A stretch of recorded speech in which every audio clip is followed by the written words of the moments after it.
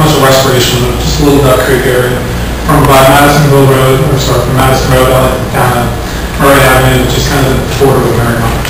So it called out for channelization in certain areas, culverts here, using natural features to kind of complement these, but then kind of making it like a recreational area as well for the community to kind of go around.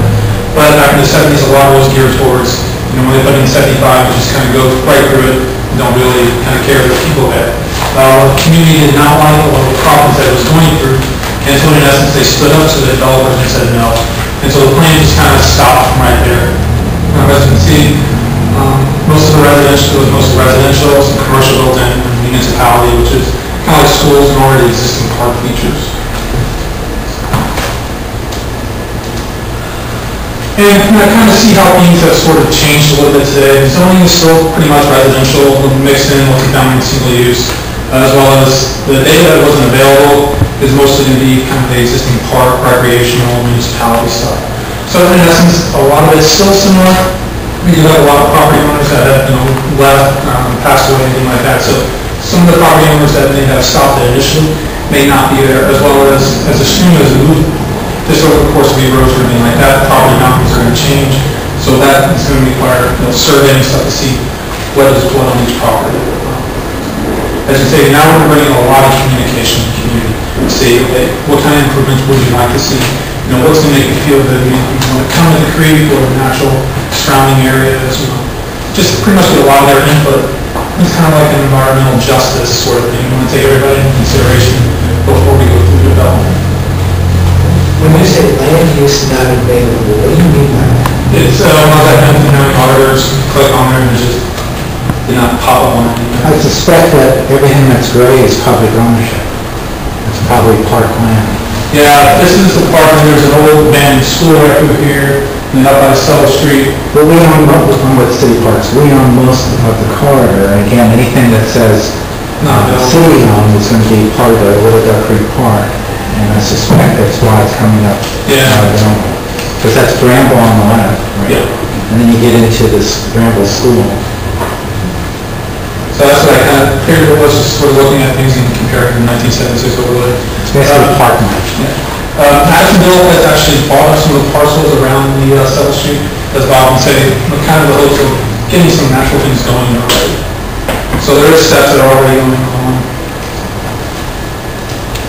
And more or less the visualization on kind of how the creek looks today as it did in 76. The blue shows how the creek has changed its path and its alignment. For the most part, it is very similar to what it has been before. There's just certain areas that exhibit a little more erosion. And like I said, also on the pictures on the first sheet, we do have a lot of scouring to keep the dimension along one of the bridges along Murray Avenue. There's undermining of the foundations. There's also a lot of bank erosion, especially right around here in Bramble. Pretty much the community is sort of neglected, environmentally speaking. There's a lot of trash going on, a lot of trash in the creek, pretty much along the whole entire part. So there, especially when you're in Bramble, it doesn't really look nice to see trash in a nice amenity that's set up for you. What we did find also in the creek is that there is signs of wildlife growing. There's algae growing in certain areas, there's minnows that were in there. There's also a couple of snakes that we found as well. So there is some existing wildlife in there right now. Algae is wildlife. Including in there. So. It's a lot. It's not a sign connected. Is it a signal? Is it a signal of it being human impact? Or is it? It can sort of go both. I mean, just so that it has the flow through there and it doesn't stop, you're going to get a little bit of algae start growing. Whether or not you have human impact nearby it as well, just kind of the water is just not very clean anyway. So. Okay. One of the main, we've been talking about the different puzzle pieces, and John talked about the overall theory, and then Eric hit on the different puzzle pieces we can use within that theory, depending on what we have as far as stream-specific issues.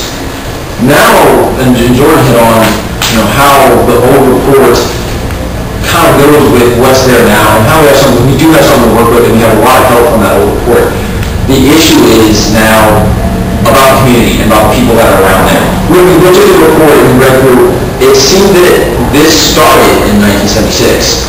So they had a whole plan. They, including not restoration, it would be converting culverts, things like that, with their ideas then. But they started buying land, started talking to people within the community, and then it stopped. And from what we could find out and what we read, it stopped mainly because the community members put an end to it. Whether that be issues with property rights, or that they just didn't want anybody building anything behind their backyard. But that was the main issue. Before it ran into any other problems, the community stopped it. So that's what we really want to emphasize as a secondary objective to our project, is at least identifying the issues that will be inherent in this project and some ideas on how to deal with them. And the first one is, why do we want this project to happen? Well, along with health and other things, I know with the Newtone group, Med-based group, they were talking about, and Dr. Wilkie brought up different things with, health-wise, what it can do other than money. But the main thing we're seeing, and we would guess, is that the owners of the land around the park that are not Cincinnati owners as a community, if they're private owners, they want to know what it's worth, what the restoration will be worth. So I think Jonathan, you gave a little bit of insight right now as to why real estate value. Yeah, real estate value, and I'm going to let you build something in my backyard. How much am I going to get out of it in terms of dollars and cents? Yeah, this is actually a really interesting study in Deckers Creek. It was at West Virginia University 2 years ago. And they basically concluded that the specific creek they were dealing with, the average person, average household would improve by $16 a month. That takes into account the aesthetic value. It also takes into account the health values that you talked about. That was because it was a larger creek and they could actually get up to swimming and fishing in it, or at least wading into it. And so that took into account the extra time to get children and stuff, which you weren't spending on other things. And they actually got into the mathematics of it, and there were some pretty intense equations in there in terms of how they calculated that type of thing. I mean, obviously it wasn't anything I couldn't understand, but there were some models in there. And so I went back into those and I took out anything that included swimming and fishing in them, simply because we didn't really see that there was a whole lot of areas where you're going to have that type of volume. And plus, with the combined sewer overflows now, you don't really want kids in it. And so it came back to $8.81 per household per month, which isn't exactly the 16, but still, I mean, that's money, that's economic value being put into each person's pocket. It wouldn't be there. So that's the type of thing that, when you're selling to the community, if you live there for 20 years, it adds up. And from a personal experience, just a little side note, I'm actually going to be working in Findlay, Ohio once I graduate. I'm working for real estate there right now, and they have the Blanche River, if any of you are familiar with it, it floods constantly, put on the news, kind of. But as far as the dollars and cents go, again, I know I'm looking for houses, and even though it's a flood zone, even though people know that the Blanche floods constantly, it just depends on how much, the houses along the river are $5,000 to $10,000 more. Even though it's in a flood zone, even though they can't have a basement, people want to live by the scenic river. And, why? Apparently there's some inherent value that people want to make. It's not concentrated. I'm a first-time home buyer. I can live without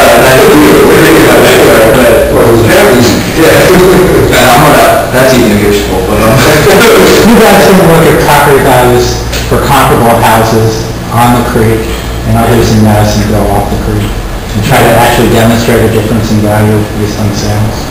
No, we did not do that in Madisonville currently. What we wanted to do is find areas where restoration had gone on, and then what the potential value was after the restoration. Our point there would be that, the creek as it stands right now may or may not have an effect on the value.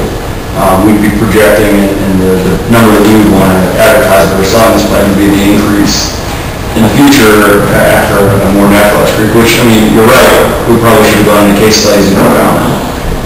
When I started thinking about the economics of it, this was the first place I thought. I didn't think about the real estate side of it, that was an oversight.